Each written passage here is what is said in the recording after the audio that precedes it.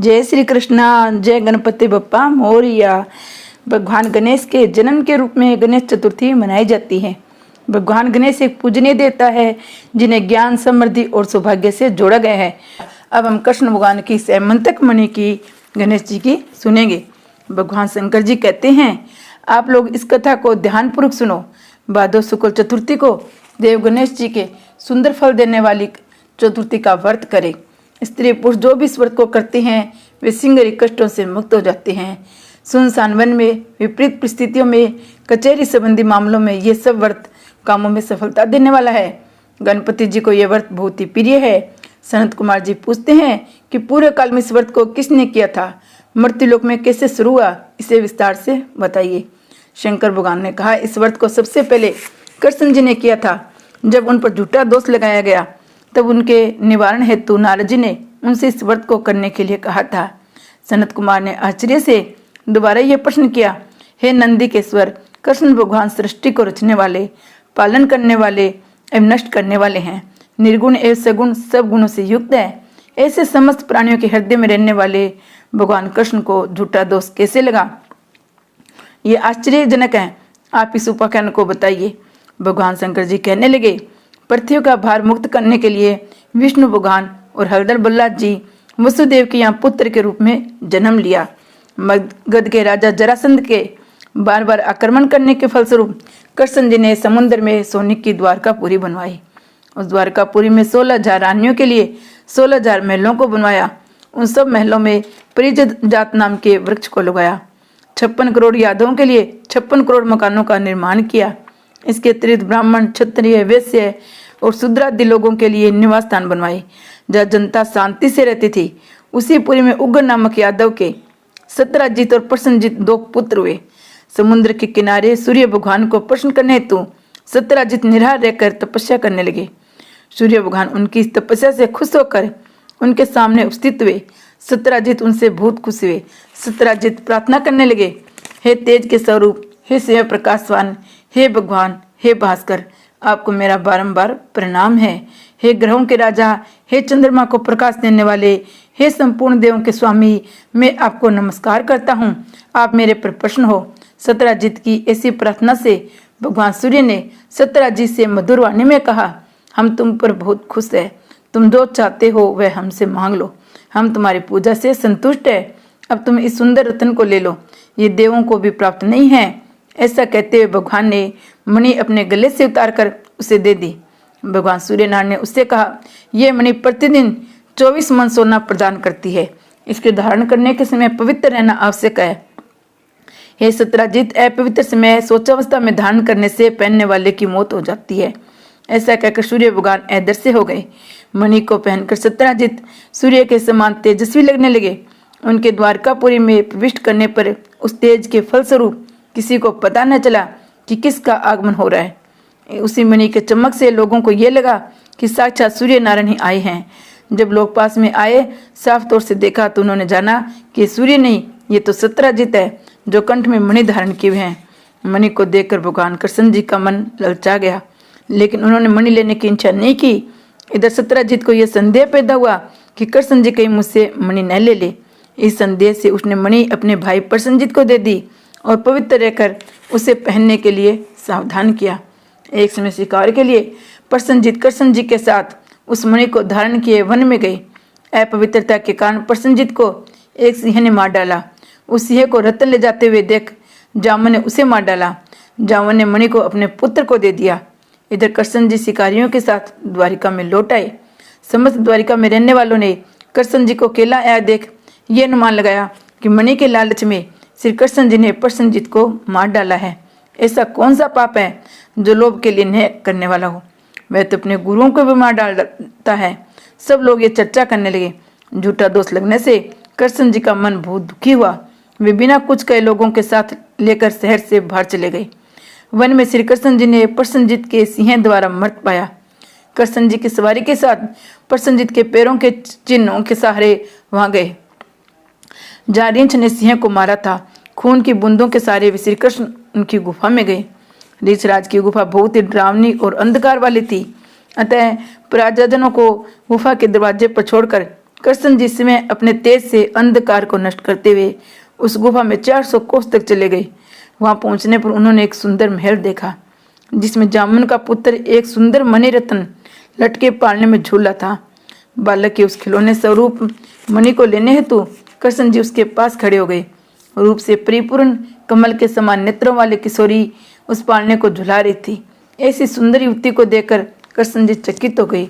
वह स्नेह से कह रही थी, लाडले तुम रो क्यों रहे हो? देखो प्रसन्नजीत को शेर ने मार डाला और शेर को मारकर हमारे पिताजी ने ये सेमंतक मणि तुझे खेलने के लिए ला दी है।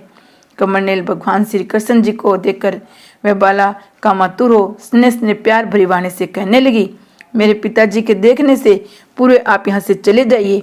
ऐसा कहने पर कृष्ण जी हंसकर अपना 5 जन्य शंख बजाने लगे। शंख की ध्वनि सुनकर रींछराज उठ बैठा, उनके पास चला आया। फलस्वरूप दोनों में परस्पर युद्ध होने लगा। इस दृश्य को देख सभी स्त्रियां चीखने पुकारने लगी। गुफा के समस्त नागरिक आश्चर्य में हो गए। उधर गुफा के दरवाजे पर कृष्ण के इंतजार कर रहे प्रजाजन उन्हें मरते दिन द्वारिका भाग गए कि वो तो मर चुका है। वे वहां पहुंचकर उन्होंने उनका मृतक कर्म कर डाला।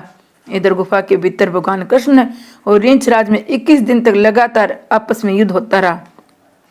कृष्ण ने उसके युद्ध को उन्माद को कमजोर कर दिया। त्रेता युग की बातों को याद कर जामुन ने भगवान श्री कृष्ण जी को पहचान लिया। जामुन कहने लगे कि मुझे देव राक्षस यज्ञ नाग गंधर्व पिशाच आदि कोई भी नहीं जीत सकता। वे मेरे साहस के सामने नहीं ठहर सकते। हे देवों के देव, आपने मुझे परास्त कर दिया है, इससे आपका देवों के स्वामी होना निश्चित है।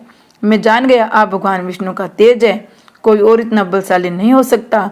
आपका त्रेता युग के वही धनुष को धारण करने वाले राम हैं जिन्होंने लंका पर आक्रमण करके राक्षसों को अपने बाणों द्वारा मारा था। जब जामुन ने उन्हें पहचान लिया तो उससे श्री कृष्ण जी कहने लगे, हे रींछराज, इस मणि के कारण मुझे झूठा दोष लगा है, अतः इस मणि को लेने हेतु मैं इस गुफा में आया हूँ। भगवान की बात सुनकर जामुन ने प्रसन्नता से अपनी कन्या को जामवती उन्हें सौंप दिया और दहेज में वह मणि भी दे दी। भगवान कृष्ण ने कन्या और मणि प्राप्त कर जामुन को ज्ञान का उपदेश देकर जाने का विचार किया। जामवती के साथ मणि सहित कृष्ण जी प्रसन्नचित होकर द्वारिका लौट आए। श्री कृष्ण की पत्नी सहित मणि लेकर लौटा देख सभी पुरुष खुशी मनाने लगे। कृष्ण जी मित्रजनों के साथ यादवों की राज्यसभा में आए। वहां उन्होंने मणि के लुप्त हो जाने, उनके दोबारा मिल जाने की समस्त घटना को बताया। राज्यसभा में उपस्थित सत्यराजित को वह मणि दे दी। इस प्रकार भगवान श्री कृष्ण झूठे दोष से मुक्त हो गए। सत्यराजित मणि पाकर बहुत लज्जित हुए, जिसके कारण उन्होंने अपनी कन्या सत्यभामा का विवाह कृष्ण जी से कर दिया। इसके पश्चात सदनंदवा अंकुर आदि यादव सत्यराजित से मणि लेने हेतु स्तुता करने लगे। एक समय की बात है, श्री कृष्ण जी कहीं गए हुए थे। उनके न होने पर सत्यधनवा ने सत्यराजित को मारकर वह मणि ले ली। श्री कृष्ण जी के आने पर सत्यभामा ने उन्हें सब बातें बताई। नगर में फिर ये बात होने लगी कि कृष्ण अंदर से तो काले, बाहर से सीधे लगते हैं। तब कृष्ण जी ने अपने भाई बलदेव जी से कहा, सत्यधनवा ने सत्यराजित को मार डाला है और अब मणि लेकर दूसरी जगह जाने वाला है। ये मणि हमारे लिए भोगने लायक है। सत्यधनवा को जब ये पता चला कि उसने डर कर उस मणि को अंकुर को दे दिया, वह स्वयं घोड़ी पर चढ़कर दक्षिण दिशा की ओर भाग गया। भगवान श्री कृष्ण और बलराम ने रथ पर चढ़कर उनका पीछा किया। 100 कोस के बाद उसकी घोड़ी को मार डाला गया। तब वह पैदल ही दौड़ा। श्री कृष्ण जी ने दौड़कर उसे पकड़ लिया, उसे मार डाला और कृष्ण जी ने बलदेव जी से कहा, भाई इसके पास से मणि नहीं मिली। बलराम जी ने इस बात पर गुस्सा हो गए, कहने लगे, कृष्ण तुमने देव कपट किया है, तुमसे अधिक पापी और कोई नहीं है। जब तुम धन के लोभ बस अपने सगे संबंधियों की हत्या करने में भी भूल नहीं करते हो, तो ऐसा कौन भाई होगा जो तुम्हारा साथ दे। इसके पश्चात कृष्ण जी ने कसम खाकर बलराम को भरोसा दिलाने की कोशिश की। ऐसी झूठी बात के दुख को बर्दाश्त करना धिक्कार है। ये कहकर बलदेव जी विदर्भ देश की तरफ चले गए। कृष्ण जी रथ पर चढ़कर वापिस द्वारकापुरी में लौट आए। कृष्ण जी के लौटने पर द्वारिका के लोगों में फिर ये बात होने लगी कि कृष्ण जी ने अपने बड़े भाई बलराम जी को द्वारिका से निकालकर सुंदर कार्य नहीं किया। मणि के लालचवश उन्हें ऐसा करना ठीक नहीं था। मनुष्य को इस प्रकार कहने से श्री कृष्ण जी के मन को बहुत दुख हुआ। इधर अंकुर भी तीर्थों में घूमने हेतु द्वारिका से चल दिया। उसने काशीपुरी में पहुंचकर यज्ञपति भगवान के निमित्त विष्णु योग किया। अंकुर ने उस मणि से रोज सोना प्राप्त करने के द्वारा सभी व्यक्तियों को दक्षिणा देकर संतुष्ट किया। नगर के देवों के मंदिर को बनवाया। सूर्य द्वारा दी गई मणि को अंकुर देव शुद्धता के साथ धारण करते थे। जहाँ कहीं भी वे रहते थे वहाँ कभी कोई अकाल अथवा व्याधि का प्रकोप नहीं होता था। भगवान कृष्ण सभी बातों को जानते थे। वे अंतर्यामी थे, लेकिन मनुष्य रूप में होने के कारण लोक दिखावे के लिए माया से छुटकारा पाने में अपनी अज्ञानता दर्शाते थे। मणि के कारण भाई बलराम जी से विरोध हुआ। अनेक बार तरह तरह के दोष लगते रहे, अतः इनका लाछन कहाँ तक सहा जाए। कृष्ण जी इस सोच विचार की अवस्था में ही वहाँ नारद जी आ गए। भगवान द्वारा आतिथ्य स्वीकार कर नारद जी सुखपूर्वक आसन पर विराजे। कहने लगे, हे केशव, आप उदास क्यों दिख रहे हैं? किस चिंता में डूबे हैं? आप मुझसे सब बात कहिए। श्री कृष्ण जी ने कहा, हे देव ऋषि नारद, मुझे अकारणवश बार बार दोष लग रहा है, अतः मुझे अत्यंत खेद हो रहा है। मैं आपकी शरण में हूँ, मुझे चिंता से मुक्त कीजिए। नारद जी ने कहा, हे देव, आप पर जो कलंक लगा है उसका कारण मैं जानता हूँ। आपने भादो सुदी चतुर्थी को चंद्रमा के दर्शन किए हैं, अतएव आपको बार बार कलंकित होना पड़ रहा है। नारद जी से ये बात सुनकर कृष्ण जी सार भरी वाणी में कहने लगे, हे नारद जी, चौथ के चांद को देखने पर कैसे दोष लगता है, जबकि दूज के चांद को लोग देखते हैं उसका श्रेष्ठ फल पाते हैं। नारद जी ने कहा, शिव गणेश जी ने देखने योग्य रूप वाले अर्थात सबसे सुंदर रूप पर घमंड करने वाले चंद्रमा को श्राप दिया है कि आज के दिन जो लोग तुम्हारे दर्शन करेंगे उन्हें व्यर्थ समाज में बुराई उठानी पड़ेगी। श्री कृष्ण जी ने पूछा, हे नारद जी, अमृत को बरसाने वाले चंद्रमा को गणेश जी ने श्राप क्यों दिया? आप इसे सबसे सुंदर कथा का विस्तार से मुझे बताइए। नारद जी ने कहा, पुराने समय में ब्रह्मा और विष्णु महेश ने मिलकर गणेश जी को अष्ट सिद्धि व नवनिधि की पत्नी स्वरूप प्रदान किया। शास्त्र में कई गई विधि से गणेश जी की आराधना करके उन्हें समस्त देवों में प्रथम स्थान देकर प्रजापति ब्रह्मा जी उनकी स्तुति करने लगे।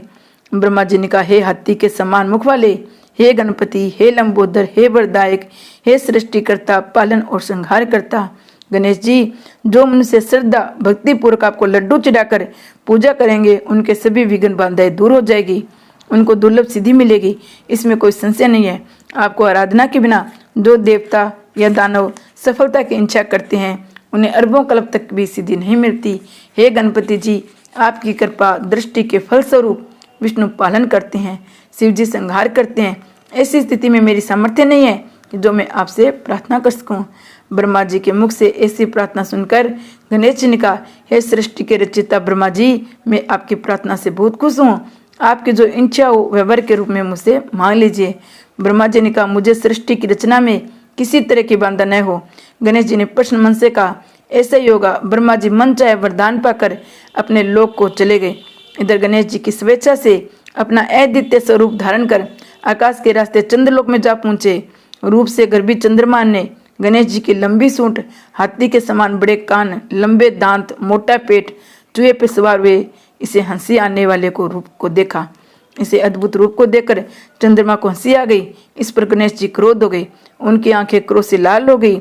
उन्होंने चंद्रमा को श्राप दिया, आज से शुक्ल चतुर्थी के दिन कोई भी व्यक्ति तुम्हारे पापी मुख को नहीं देखेगा। जो व्यक्ति भूलकर भी तुम्हारे मुख को देख लेगा उसे अवश्य कलंक लगेगा। नारद जी ने कहा, हे कृष्ण जी, इस भयंकर श्राप को सुनकर संसार में हाहाकार मच गया। चंद्रमा का मुख मेला हो गया और वे जल में प्रवेश कर गए। उसी दिन से चंद्रमा जल में स्थान बनाकर रहने लगे। देवता, ऋषि और गंधर्वों को इससे बहुत निराशा और दुख हुआ। वे सब इंद्र के साथ ब्रह्मा जी के लोक में गए। ब्रह्मा जी ने उन लोगों से कहा, आज गणेश जी ने चंद्रमा को श्राप दे दिया। तब ब्रह्मा जी ने उन सब देवताओं से कहा, गणेश जी का श्राप अकंठ्य है, न तो काट सकता है न कोई अन्य देवता, ऐसा निश्चित है, इसलिए आप सभी उनकी शरण में जाए। देवता ने पूछा, हे ब्रह्मा जी, किस प्रकार गणेश जी प्रसन्न होंगे, उस उपाय को बताइए। ब्रह्मा जी ने कहा, गणेश जी का पूजन कृष्ण चतुर्थी की रात को करना चाहिए। देसी घी से मालपुआ, लड्डू आदि बनाकर भोग लगाना चाहिए। सेवई भी, हलवा, पूरी, मिष्ठान आदि का भोग लगाकर प्रसाद लेना चाहिए। ब्राह्मणों को दान में गणेश जी की सोने की मूर्ति देनी चाहिए। यथाशक्ति दक्षिणा दे, धन के होते हुए कमी नहीं करनी चाहिए। पूजन व्रत आदि के समस्त विधि ब्रह्मा जी से जानकर सब देवताओं ने गुरु बृहस्पति देव को चंद्रमा के पास भेजा। उन्होंने चंद्रमा को ब्रह्मा जी द्वारा बताई गई विधि को सुनाया। चंद्रमा ने इस विधि से गणेश जी का व्रत एवं पूजन किया। इससे भगवान गणेश जी प्रसन्न हो गए। अपने सामने गणेश जी को खेलते हुए देख चंद्रमा उनकी स्तुति करने लगे। चंद्रमा ने कहा, हे प्रभु, आप सब जगह हैं, सबके अंतर्यामी आए। हे देवादिदेव, हे लंबोदर, हे वक्रतुंड, हे गणपति, मैंने घमंडवश आपकी हंसी उड़ाई थी, इसलिए आपको लिए मैं क्षमा चाहता हूँ। आप मुझ पर प्रसन्न होइए। मुझे आपके प्रभाव का पूर्ण ज्ञान हो गया है। जो पापी आपकी पूजा नहीं करते उन्हें नरक भी नहीं मिलता। चंद्रमा से इस प्रकार की स्तुति को सुनकर गणेश जी हंसे और बादल की गर्जना के समान बोले, हे चंद्रमा, मैं तुम पर प्रसन्न हूँ, तुम जो चाहे वर मांग लो। चंद्रमा ने कहा, हे गणेश्वर, सभी लोग फिर से पहले की तरह मेरा दर्शन करने लगे। दूसरा, आपकी कृपा से मेरे समस्त पाप दूर हो जाए। ये सुन गणेश जी ने कहा, हे चंद्र, मैं तुम्हें इसके बदले अन्य कोई वरदान दे सकता हूँ, किंतु ये वरदान नहीं दे सकता। गणेश जी के मुख से ऐसा सुनकर ब्रह्मादि देवतागण बहुत डर गए, उनकी प्रार्थना करने लगे। देवता लोग भगवान गणपति जी से निवेदन करने लगे, देवादिदेव, आप चंद्रमा को श्राप से रहित कर दे, ये वरदान हम सब आपसे मांगते हैं। आप ब्रह्मा जी की महानता को सोचकर चंद्रमा को श्राप से रहित कर दे। देवताओं की बात सुनकर गणपति जी ने अत्यंत सम्मानपूर्वक कहा, आप सब मेरे भक्तगण हैं, अतः मैं आपका मन चाहे वर प्रदान करता हूँ। गणेश जी ने कहा, जो मनुष्य भादो सुदी चतुर्थी को चंद्र दर्शन करेंगे उन्हें मिथ्या कलंक तो जरूर लगेगा, ये तो निसंदेह है। लेकिन महीने के शुरू में शुक्ल द्वितीया के दिन जो मनुष्य हर माह लगातार तुम्हारा दर्शन करते रहेंगे उन्हें भादो सुदी चौथ के चंद्र दर्शन का मिथ्या दोष नहीं लगेगा।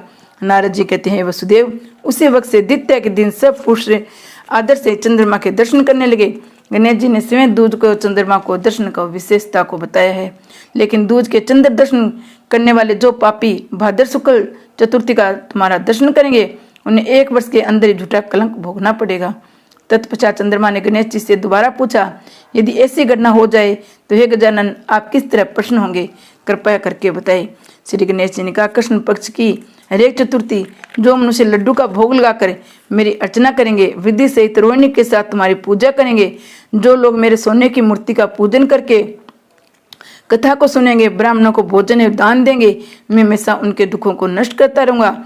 यदि सोने की मूर्ति न बना सके तो मिट्टी की सुंदर मूर्ति बनवाए, नाना प्रकार के सुंदर गंध वाले फूलों से मेरी पूजा करे, फिर खुशी से ब्राह्मणों को भोजन कराकर विधि सहित पूजन के बाद कथा सुनकर आगे कही गई विधि द्वारा ब्राह्मण को समर्पित करे। हे गणपति जी, आप हमारे इस दान से प्रसन्न होइए। हमेशा हर्ष में, हे देवादिदेव, आप हमारे समस्त कार्यों को विघ्न रहित पूर्ण करें। आप हमें आदर सत्कार, उन्नति, रुपया, पैसा, पुत्र पौत्र आदि देते रहे।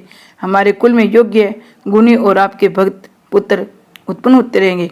इसके बाद ब्राह्मण को दान देवे, लड्डू, खीर, मालपुआ, मीठी चीजों से ब्राह्मण को भोजन करावे, सवे इच्छा के रूप में भोजन करे। जो इस प्रकार व्रत रखकर पूजन करे, मैं उनको सदा विजय कार्य में सफलता, धन धान्य, अनेक संतान देता रहूंगा। इस प्रकार कहकर गणेश जी अंतर ध्यान हो गए। नारद जी ने कहा, हे कृष्ण जी, आप इस व्रत को कीजिए, इससे आपका कलंक छूट जाएगा। तो कृष्ण जी ने नारद जी के कथानुसार अनुष्ठान किया। ऐसा करने पर श्री कृष्ण जी कलंक से मुक्त हुए। नारद जी कहते हैं, जो सैमंतक मणि की कथा को सुनेंगे, चंद्रमा के चरित्र की कथा सुनेंगे, उन्हें भाद्र शुक्ल चतुर्थी के चंद्रमा को देखने का दोष नहीं लगेगा। मानसिक संकट या संशय उत्पन्न होने पर अथवा भादो सुदी चौथ को भूल से चंद्रमा के दर्शन हो जाने पर इस कथा को सुनना चाहिए, ऐसा देवताओं ने बताया।